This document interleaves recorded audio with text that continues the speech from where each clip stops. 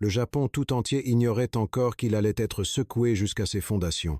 Un documentaire spécial de seulement 8 minutes sur la France, diffusé par la NHK, l'audiovisuel public japonais, a atteint un audimat stupéfiant de 79%. Presque tous les Japonais l'ont regardé. À la seconde même où le programme s'est terminé, le forum en ligne du Journal du Soir a littéralement explosé. Ce n'est pas la France que nous connaissions. Je comprends seulement maintenant que j'ai été trompé toute ma vie. Le choc des citoyens fut si intense que le site web a momentanément planté. Mais le plus surprenant restait à venir. La vidéo, traduite en plusieurs langues, a fait le tour du monde. En une seule journée, le nombre de vues a dépassé plusieurs dizaines de millions. Les grands médias européens ont couvert massivement ce film de 8 minutes. Et les commentaires d'Européens partageant leur expérience du Japon ont déferlé comme un raz de marée. Que contenait donc cette vidéo pour provoquer un tel séisme mondial? Le producteur de ce documentaire est Antoine Dubois, un réalisateur de France Télévisions. Après la diffusion, il a fait cette confession sur ses réseaux sociaux. « Je suis allé au Japon avec des préjugés. Mais au fur et à mesure du tournage, j'ai commencé à avoir honte de moi-même. Qu'a-t-il bien pu vivre? L'histoire de la vraie France, vue à travers les yeux d'un Français. Écoutons ensemble le récit de ce voyage stupéfiant. Bonjour à tous, je m'appelle Antoine Dubois. Je suis producteur principal chez France Télévisions. Mon documentaire spécial de 9 minutes sur le Japon vient d'être diffusé. Pour être précis, 2 minutes et 10 à 7 secondes après le début du programme, mon téléphone s'est mis à vibrer frénétiquement. C'était un message de l'équipe de suivi des audiences. Il affichait un chiffre incroyable, 79% d'audimat. Mes mains tremblaient. Dans toute l'histoire de la télévision française, jamais un documentaire n'avait atteint un tel score. De la fenêtre de mon bureau, les lumières de la tour Eiffel semblaient particulièrement nettes. Je n'entendais que le bourdonnement de la climatisation. À cet instant, une émotion indescriptible m'a submergé. Dès la fin de l'émission, le site officiel de la chaîne a planté. L'équipe technique a signalé que le nombre de connexions simultanées avait dépassé la capacité des serveurs. Sur les réseaux sociaux, le hashtag « Le réalisateur qui a vu la vérité » s'est hissé en tête des tendances. Ma boîte mail personnelle était sur le point d'exploser. Je m'attendais sincèrement à recevoir des messages de protestation. Après tout, c'était un reportage sur le Japon, je pensais que cela susciterait forcément la controverse. Mais en ouvrant mon écran, mes prévisions se sont révélées complètement fausses. Merci, monsieur le producteur. Je connais enfin la vérité. J'ai honte de mes préjugés. Le fil de commentaires a été inondé de messages de remerciements. Le texte laissé par un homme de plus de 70 ans a été épinglé. Pendant 70 ans, j'ai cru que le Japon était un pays rigide et sans âme. Aujourd'hui, j'ai vraiment honte. En lisant ces quelques mots, j'ai senti ma gorge se serrer. Seulement 1 heure après la diffusion, la vidéo mise en ligne sur le compte officiel avait déjà dépassé le 1 million de vues. 24 heures plus tard, ce chiffre dépassait les 10 millions. C'était une vitesse que je n'avais jamais vue en 20 ans de carrière. Le lendemain matin, les médias étrangers ont commencé à réagir. Un média américain a titré « La chaîne française qui a brisé les préjugés ». Une chaîne de télévision britannique a parlé du « miracle de 9 minutes ». Les médias allemands et espagnols ont également rapporté l'information. La réaction du public japonais a été particulièrement marquante. Une femme japonaise a laissé ce commentaire « Je me suis souvenu de la gentillesse des touristes français que j'avais rencontrés à Kyoto, et je n'ai pas pu retenir mes larmes. » Un homme a écrit « Je me suis souvenu du jeune homme qui m'avait aidé dans le métro de Tokyo. Cela me donne envie d'y retourner. » Un spectateur d'Osaka a dit « Le regard des gens dans la vidéo est si sincère, ajoutant « La France me manque. » Les Français aussi se sont livrés à cœur ouvert. La plupart exprimaient des remords, avouant que bien qu'étant un pays voisin de l'Europe, ils ne l'avaient jamais vraiment regardé. Un employé de bureau qui considérait la France comme bruyante et désordonnée a laissé un message disant qu'il avait décidé d'aller vérifier par lui-même et avait déjà réservé son billet d'avion. Le 2e jour après la diffusion, la situation est devenue encore plus incroyable. Les sites web des écoles d'apprentissage du français dans tout le Japon ont planté à cause d'un afflux massif de trafic. Les rapports indiquaient que le nombre d'inscriptions en une journée avait été multiplié par 10. Une école de langue à Osaka a affiché une annonce. 340 personnes en liste d'attente. Un restaurant français de Shinjuku, à Tokyo, a annoncé sa fermeture anticipée à 17 heures, car tous ses ingrédients étaient épuisés. Le propriétaire d'un bistrot servant du bœuf bourguignon et de la ratatouille a déclaré lors d'une interview « Les clients disent tous qu'ils sont venus par curiosité après avoir vu les plats dans le documentaire. J'ai ce restaurant depuis 20 ans.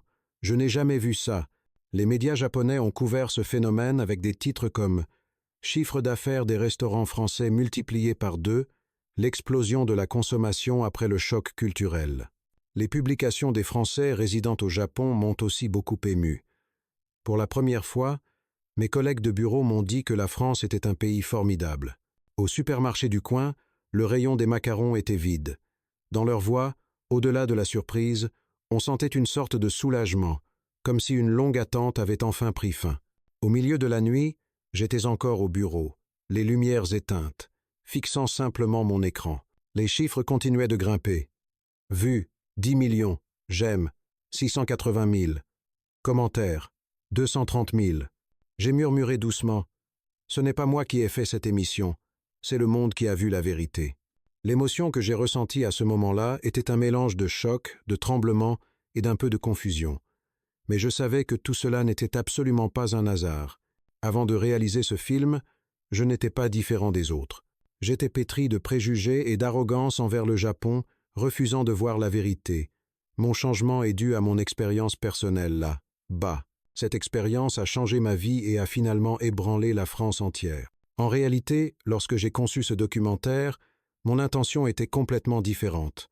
Pour être honnête, je voulais dénoncer le vrai visage du Japon. Dans la salle de réunion, j'ai dit à mes collègues « On parle trop du Japon ces derniers temps.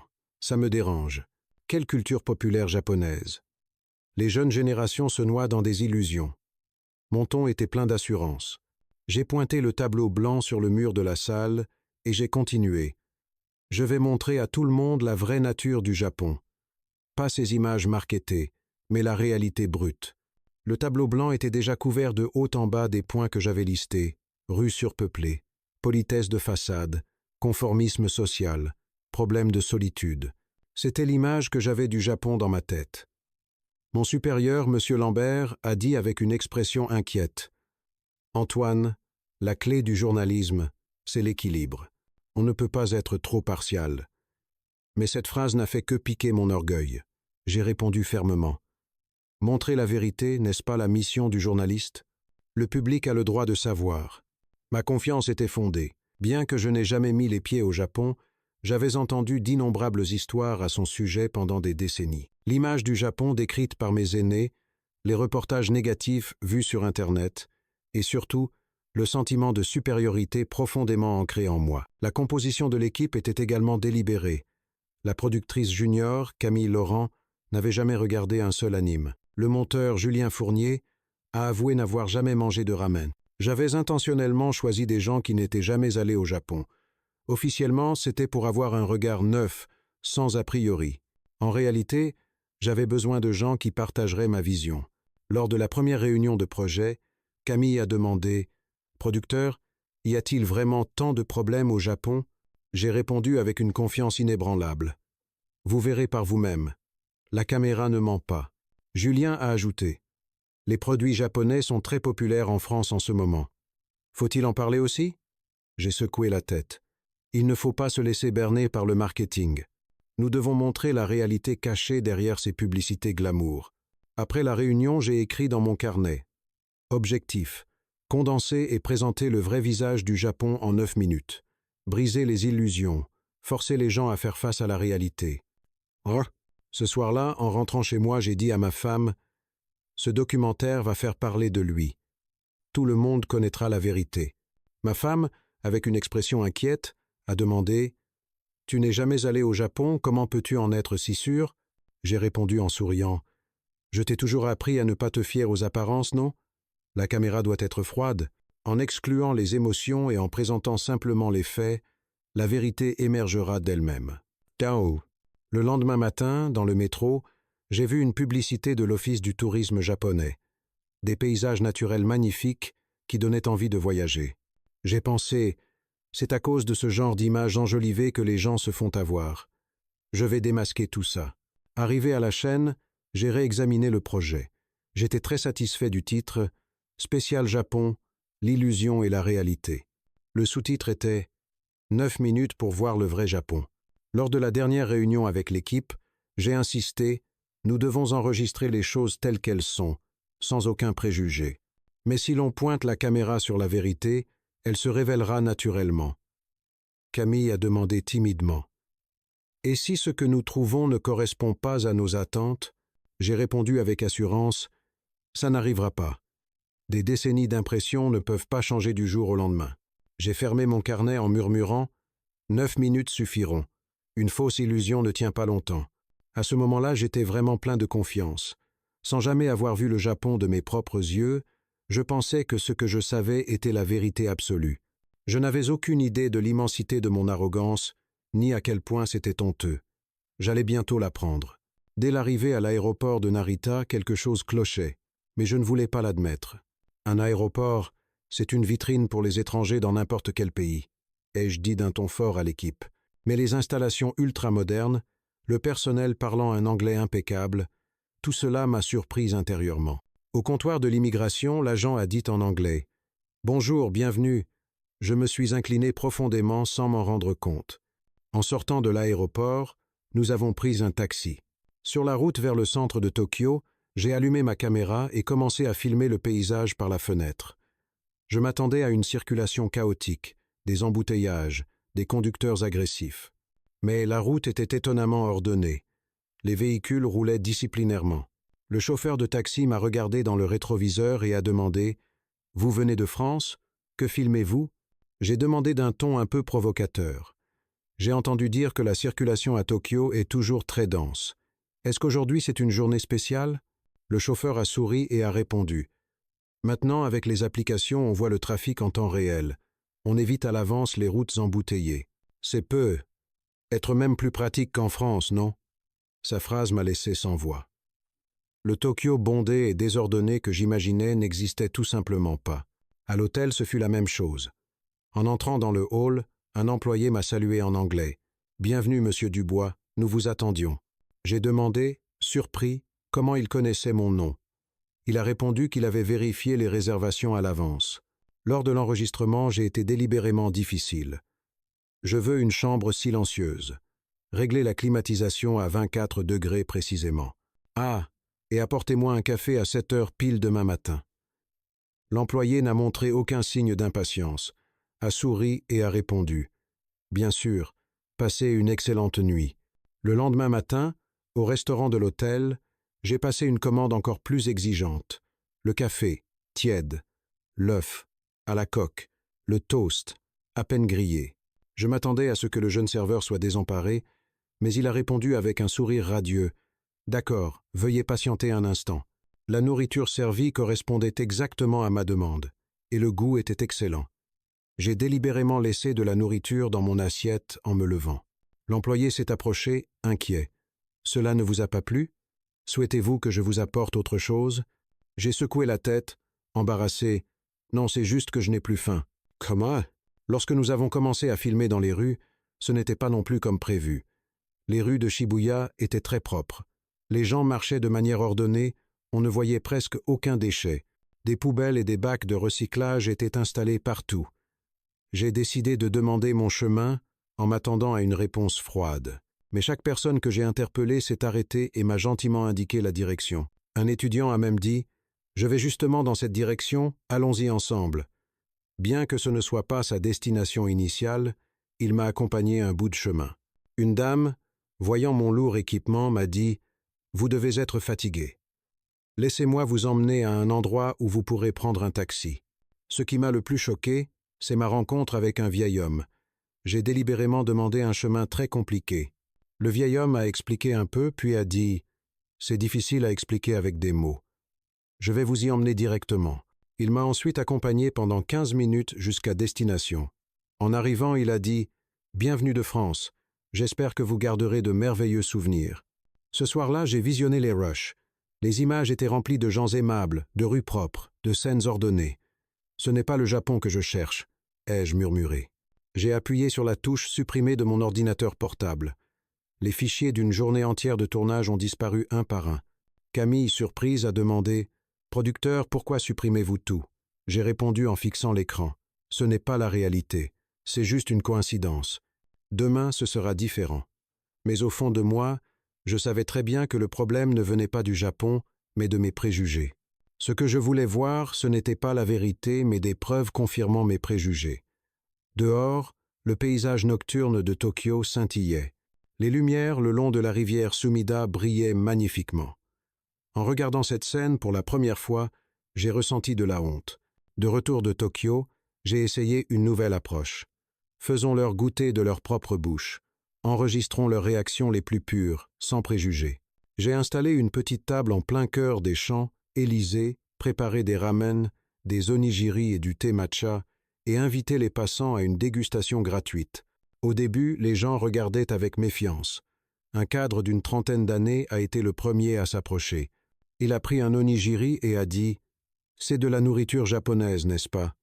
Je n'en ai jamais mangé. » Il a pris une bouchée et ses yeux se sont agrandis. « Oh, ça ressemble un peu à nos sandwichs, mais la garniture est plus riche, plus complexe.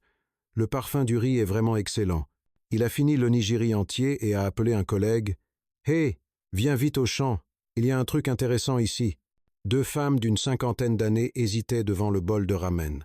« Le bouillon a l'air très foncé, » a dit l'une d'elles. L'autre a pris son courage à deux mains, a goûté une cuillerée et s'est exclamé « Mon Dieu, qu'est-ce que c'est? C'est plus profond que notre pot au feu.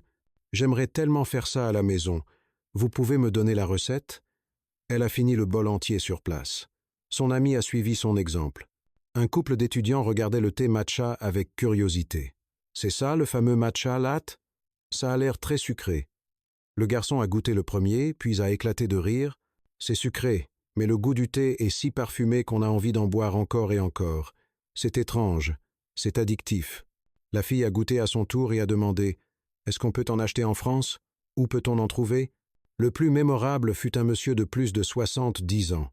Il s'est approché lentement, s'appuyant sur sa canne. Après avoir goûté une cuillerée de ramen, il est resté silencieux un long moment. J'ai méprisé le Japon toute ma vie. Il s'avère que j'étais ignorant. Le vieil homme, les yeux rougis, a continué. Depuis l'après-guerre, on m'a toujours appris que le Japon était un endroit austère et sans saveur.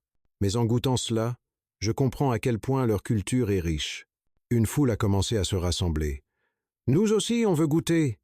Ça aussi, c'est japonais.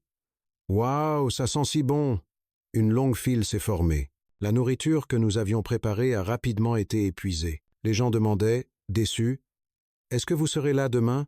Où peut-on en manger ?» Un homme d'âge mûr, en buvant son matcha latte, a dit, « Dans les mangas, ils boivent toujours ça. Maintenant, je comprends pourquoi. C'est délicieux. Quand on est stressé, ça doit être génial. » Une jeune employée, en mangeant un onigiri avec sa collègue, a dit « Ça serait super comme menu pour le déjeuner, non? On devrait chercher un restaurant japonais près du bureau. » Kisito. Le directeur de la photographie, Julien, m'a demandé à voix basse « Producteur, on continue à filmer ?» J'ai regardé l'objectif et j'ai dit « Laisse tomber. Ce n'est pas l'image que je veux. » Mais en réalité, c'était tout le contraire. C'était ça, la vérité. Les réactions sincères des gens après avoir mis de côté leurs préjugés et goûté. Un enfant, tenant la main de sa mère, s'est approché et a montré le thé matcha. « Maman, je peux goûter ça ?» La mère a hésité un instant. L'enfant a dit « À l'école, mon ami Kenji, sa mère est japonaise. Il a apporté des mochis, c'était vraiment délicieux. » À cet instant, j'ai compris. Les enfants acceptaient déjà les choses sans préjugés. Le problème, c'était les stéréotypes des adultes. L'événement de dégustation terminé, alors que nous rangions le matériel, une vieille dame s'est approchée. « Merci, grâce à vous, j'ai découvert de nouvelles saveurs. J'ai commencé à être curieuse du Japon. » Trasit. Ce soir-là, dans la salle de montage, en regardant les rushs, j'ai pensé « Une bouchée de nourriture a fait fondre des décennies de préjugés. » À l'instant où ça entre dans la bouche, tous les a priori s'effondrent. Camille a demandé « Producteur, vous allez utiliser toutes ces images ?» J'ai hoché la tête. Oui, parce que c'est la vérité. J'ai écrit dans mon carnet « Une bouchée de saveur a détruit mes convictions. La langue ne ment pas. » Non mieux. On dit qu'après ce jour, le nombre de personnes cherchant de la nourriture japonaise dans les rues de Paris a augmenté. Plusieurs restaurants ont même ajouté des ramen et du thé matcha à leur menu. Le propriétaire d'un restaurant japonais m'a dit plus tard Depuis la diffusion de votre émission, les clients demandent spontanément des plats japonais. Grâce à vous, j'ai moi-même commencé à apprendre la cuisine japonaise. Le jugement par la preuve, pas par l'émotion. J'ai planifié une nouvelle expérience. Les produits japonais sont-ils vraiment meilleurs que les produits français? Sans connaître la marque, les gens choisiraient-ils quand même les produits japonais? J'ai loué un studio à La Défense, préparé des cosmétiques, des nouilles instantanées, des produits électroniques et des articles de la vie quotidienne. J'ai parfaitement masqué tous les logos et marques. Les participants ne pouvaient juger que sur la qualité intrinsèque du produit. La première participante était une femme d'une quarantaine d'années. Le test portait sur des cosmétiques. Je lui ai fait appliquer un produit différent sur chaque main. Celui de gauche est un peu collant. Celui de droite semble pénétrer dans la peau. Le parfum est également léger et doux. Elle a choisi sans hésiter le produit de droite. C'était un produit japonais. Un étudiant d'une vingtaine d'années a eu une réaction similaire. Celui-ci s'étale mieux et est plus naturel. On n'a pas l'impression d'être maquillé. Sur 12 participants, 9 ont choisi les cosmétiques japonais. J'ai pensé, est-ce une coïncidence? Le test des nouilles instantanées a donné des résultats encore plus choquants. J'ai préparé dans les mêmes conditions des nouilles instantanées françaises haut de gamme et des ramen japonais. Le premier testeur a goûté les 2 bols à tour de rôle. Le bouillon de celui-ci est plus riche, la saveur plus profonde. Les nouilles sont aussi plus fermes. Un participant d'une 60aine d'années a posé ses baguettes et a dit « J'ai mangé des nouilles françaises toute ma vie. Je ne sais pas pourquoi, mais je trouve celle-ci meilleure. » Au moment de révéler les marques, tout le monde a été stupéfait. Les nouilles qu'ils avaient préférées étaient japonaises. « Oh, ce sont des ramen japonais? Je pensais que c'était un produit français. Les ramen japonais sont si bons que ça? » Le test des produits électroniques a suivi, avec des écouteurs, des coques de téléphone, des batteries externes, etc. Un étudiant en design a examiné attentivement les produits et a commenté « Le design de celui-ci est plus épuré. Il a une touche internationale. L'autre a un aspect un peu daté. La plupart des produits qu'il a choisis étaient japonais. » Un employé de bureau testant une batterie externe a dit « Celle-ci est plus légère, le design est plus simple, et la vitesse de chargement est plus rapide. » Je continuais de noter dans mon carnet. Épuré, intuitif, approche sensible, design centré sur l'utilisateur. Une femme au foyer, comparant des ustensiles de cuisine, s'est exclamée « La prise en main de celui-ci est meilleure. Le poids est bien équilibré. Les détails sont très soignés. Hojo. » Les résultats finaux sont tombés. Dans tous les tests, les produits japonais ont été choisis à 73%. J'ai baissé la tête vers les résultats et j'ai murmuré « C'est une vérité que je ne peux pas changer au montage. » Un participant après le test est venu me voir et m'a dit « Honnêtement, avant, je n'aimais pas beaucoup les produits japonais. J'ai toujours cru que les produits français étaient les meilleurs, mais aujourd'hui, en voyant mes propres choix, j'ai réalisé que c'était un préjugé. » Un autre participant a ajouté « Ne pas connaître la marque m'a permis de choisir honnêtement. J'ai l'impression de voir le produit pour ce qu'il est maintenant. » Une jeune participante a demandé « Depuis quand le Japon fabrique-t-il des produits d'une telle qualité? Est-ce moi qui ne le savais pas? » Je n'ai pas pu répondre car je ne le savais pas non plus. Un membre de l'équipe a murmuré « Producteur, vous allez diffuser ces résultats tels quels? » Bien sûr, les chiffres ne mentent pas. Ce soir-là, j'ai analysé les données. Que ce soit par âge, sexe ou profession, les résultats étaient similaires. Les produits japonais étaient qualitativement supérieurs. Camille a demandé « Vous vous attendiez à un tel résultat ?» J'ai secoué la tête. Non, mais c'est la réalité. Une réalité que nous ignorions ou que nous ne voulions pas admettre. Julien a ajouté « L'idée que la France est en tête dans tous les domaines est peu, être une illusion en soi. J'ai regardé par la fenêtre. La vérité peut vaincre les mots. Mais cette fois, c'étaient les chiffres qui racontaient la vérité. Sur la dernière page de mon carnet, j'ai écrit « Les données ignorent les préjugés. Elles ne montrent que les faits. » Ce test a fait voler en éclats le dernier bastion de mon orgueil. Mais en même temps, j'ai ressenti une sorte de libération, car je n'avais plus besoin de m'accrocher à un faux sentiment de supériorité. J'ai proposé « Il est temps d'écouter les histoires de ceux qui sont allés au Japon. Nous avons besoin de la voix de l'expérience. » Nous avons commencé les interviews dans le quartier de l'Opéra, à Paris. La première personne que nous avons rencontrée était une femme active d'une trentaine d'années. Le Japon? C'est proche, alors j'y suis allé pour un week-end. Honnêtement, je n'avais pas de grandes attentes, mais c'était plus propre que je ne l'imaginais. La nourriture était délicieuse. Surtout les cafés, ils sont vraiment magnifiques. Nous avons rencontré un couple d'une cinquantaine d'années. La femme a commencé. Nous y sommes allés pour fêter nos 30 ans de mariage. Au début, c'est moi qui voulais y aller, mais au retour, c'est mon mari qui voulait y retourner. Le mari a ajouté en souriant « Les parcours de golf sont superbes, et les sources chaudes, on sent, sont une expérience unique. Les gens sont très gentils.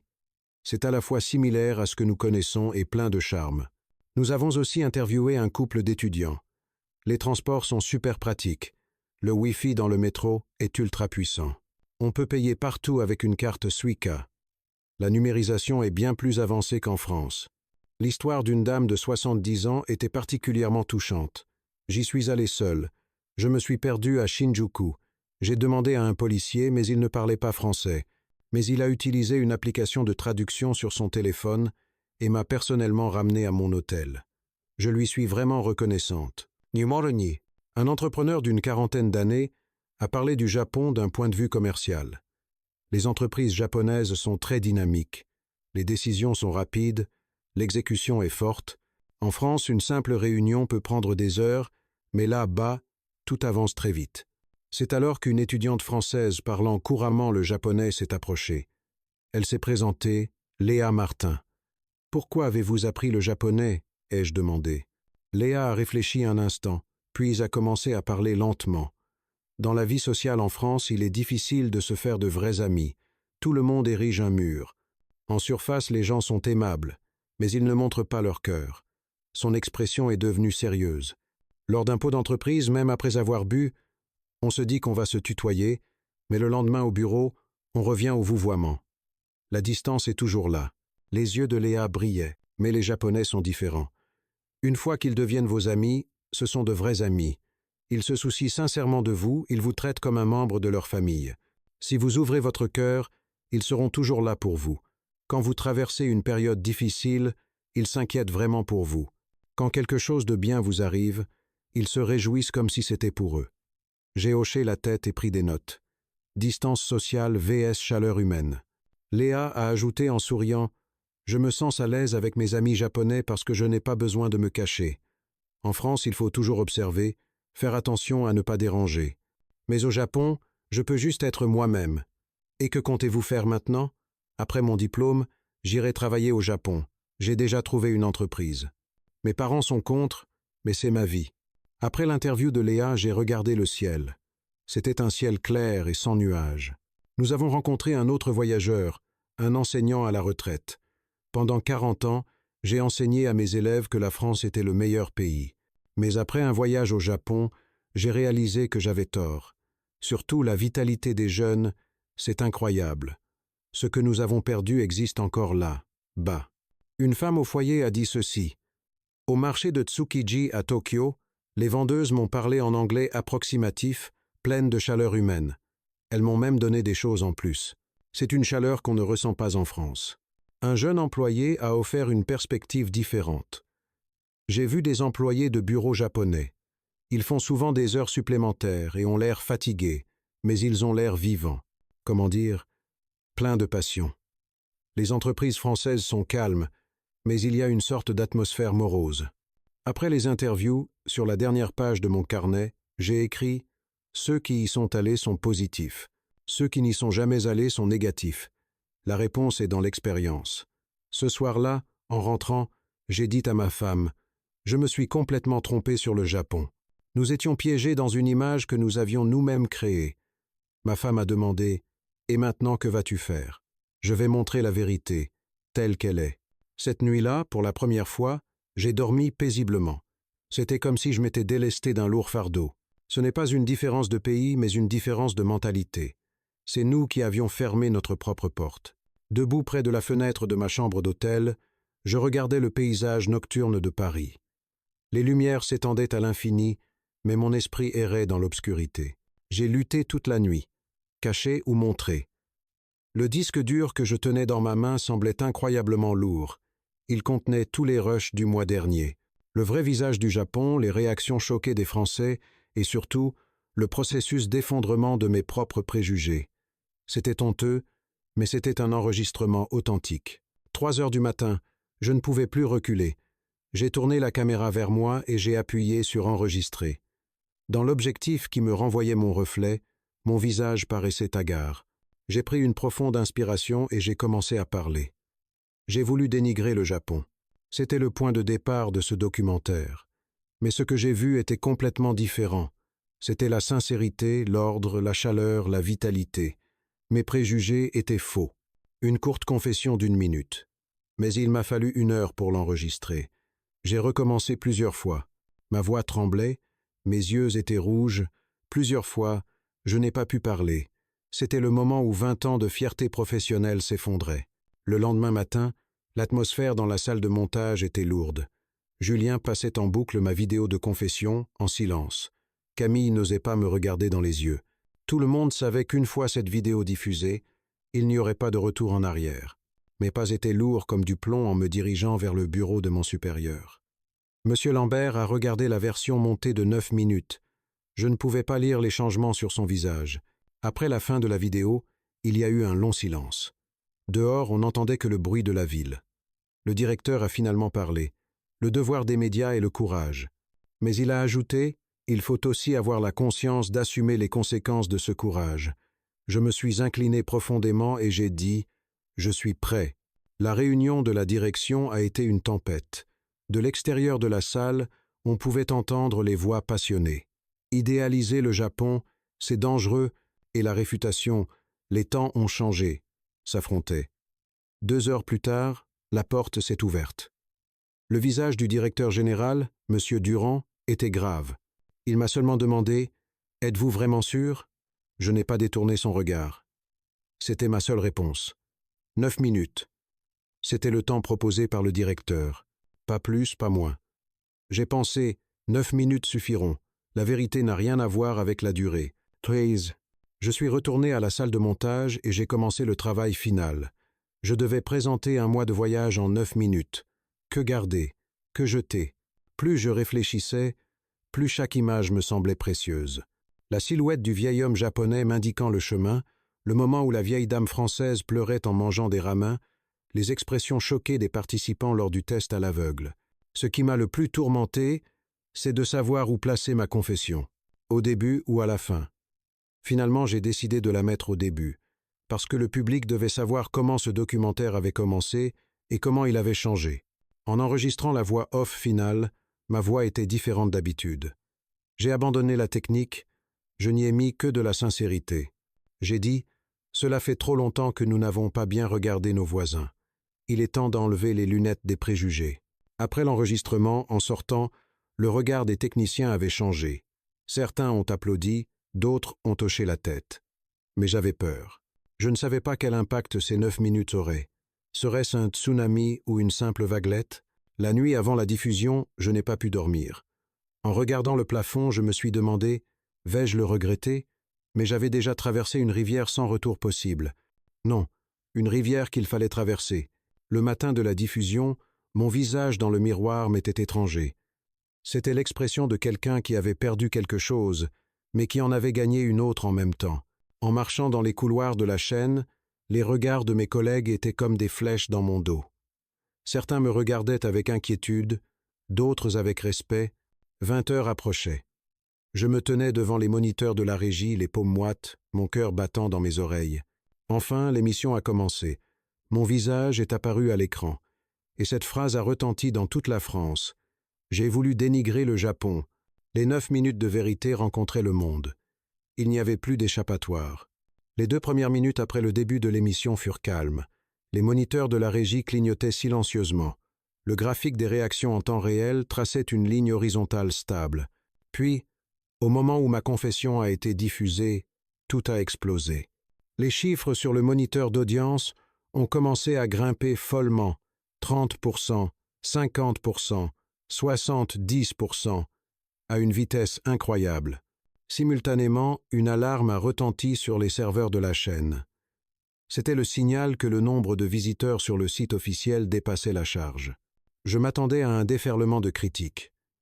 Mais les textes qui sont apparus sur le fil de commentaires en direct étaient complètement différents.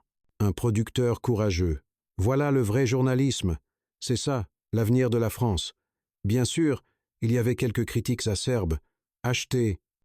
Vous avez vendu la fierté française. Traître.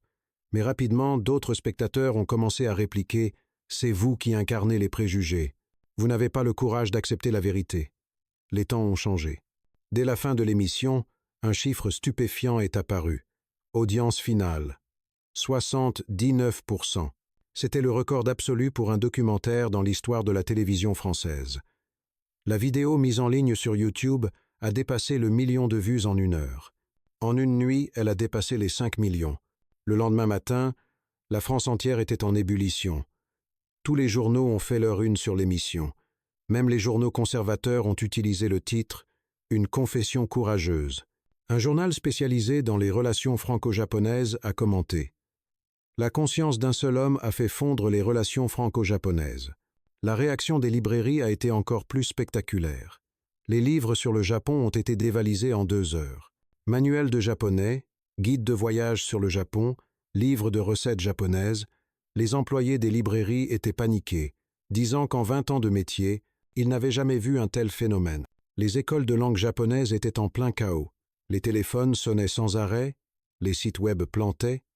Le nombre d'inscriptions en une journée a été multiplié par 10. Le directeur d'une école à Lyon a déclaré lors d'une interview « Je dirige cette école depuis 30 ans, je n'ai jamais vu ça.